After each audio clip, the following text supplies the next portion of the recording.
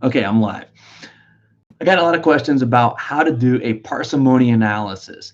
Okay, first of all, a parsimony analysis means the simplest answer is the right answer. Now, just to throw this out there for you biology folks, it doesn't always have to be the simplest answer is the correct answer. But it's one way that we can analyze a phylogenetic tree based on morphological or genetic similarities or whatever similarities you score. So let me show you really quick how we're going to do this for our test on class, and a simple way to do this in general.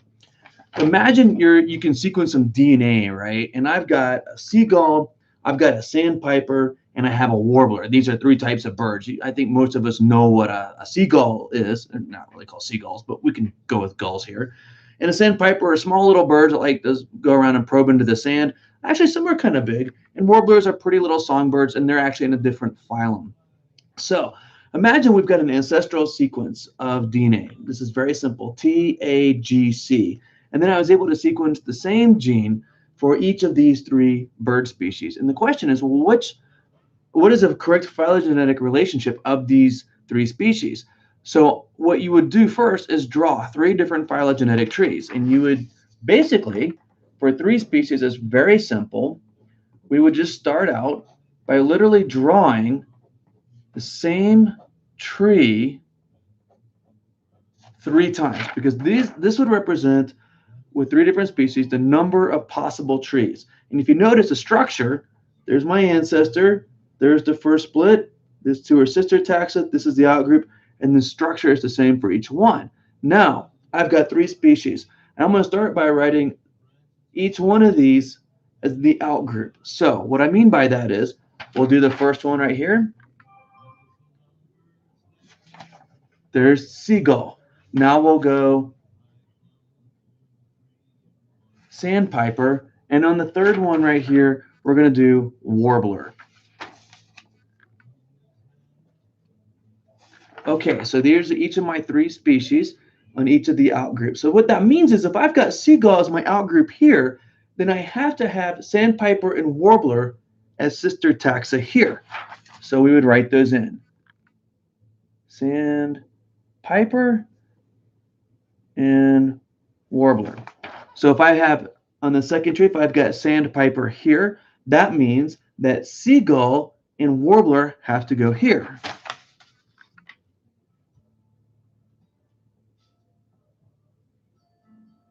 And then, of course, on my third tree, which represents my last one, if I've got warbler as the outgroup, then I'll have gull and sandpiper here. And yes, I know for all the birders out there, they don't call them seagulls. We call them gulls, because you can have gulls on lakes, and those would be a lake gull, and you have gulls in bays, and those would be a bay gull. You know, I'm just being silly here. Okay. And sandpiper. Okay, so these represent the number of different phylogenetic relationships of these three species. Now, don't worry, you're not going to have to do 4, because then there'd be a lot more trees. So each one of these phylogenetic trees is a hypothesis of the relationship of each of these organisms to each other. So this one is saying, hey, you know, sandpiper and warblers are sister taxa with a seagull as the outgroup. And here we've got seagull, sandpiper are sister taxa, and warbler is the outgroup. So which one of these is the correct one? Now, like I said, we're going to use a parsimony analysis. And parsimony just basically means the simplest answer is the correct answer. So here's how we do it. This is our ancestral sequence, TAGC. Now, each one of these, this T to A, we're going to assume that represents one change. And sandpiper, seagull and sandpiper both change to A. Warbler is T. So what we're going to do is everywhere we see a seagull or a sandpiper, we're going to mark down a change to an A. So A and A. So there it is. Seagull, there's my one change to an A. There's my sandpiper, that's one change to an A. So this tree has two changes. And we will complete this for the second one, A and A. And this tree also has two changes there and there. Now, on this third tree, simplest answer, least number of changes. There's warbler, seagull, and sandpiper. Now, we could write an A on each one of these right here, but the simplest answer would be, well, you know, this A only occurred once. This mutation from T to A occurred once. So we'll put that on the common ancestor. And now there's one change rather than having two changes. Like I said, assuming simplest answer. So now this tree has two changes, one change. And the important thing here is that because both of these, we can do only one change, we're just going to do that. That's the key to figuring out the least number of changes. Now we can go to the next site and we see that the sandpiper changed to T. So everywhere we see sandpiper, we'll just change it to a T. T, T, and T. So that was not really informative because each one of these trees gained one change. Now let's say we go to this third site here and we see once again seagull and sandpiper went from G to a C. That would represent another change. So we're going to score that. We're going to write down C, C, C, C. So on these two trees, just like this site here, it's the same number of changes. There's two. There's a sandpiper changing to a C right there, seagull changing to a C, and vice versa. But once again, go back to the common ancestor,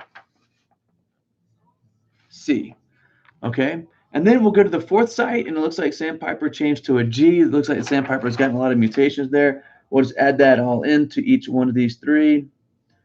Okay, and that's also, this site's not very informative. Now, what we do to figure out which is the correct phylogenetic hypothesis, the correct tree, we're going to add up the changes. So I've got 1, 2, 3, 4, 5, 6. So 6 right there. This tree is going to have the exact same 1, 2, 3, 4, 5, 6. And this tree is going to have 1, 2, 3, 4. This phylogenetic tree had 4 changes, so we would circle that as the correct phylogenetic tree. So when you're taking a test from my class, what you'll want to do is make sure you get all of these scored correctly, count up the correct number, and circle the correct phylogenetic hypothesis. Okay,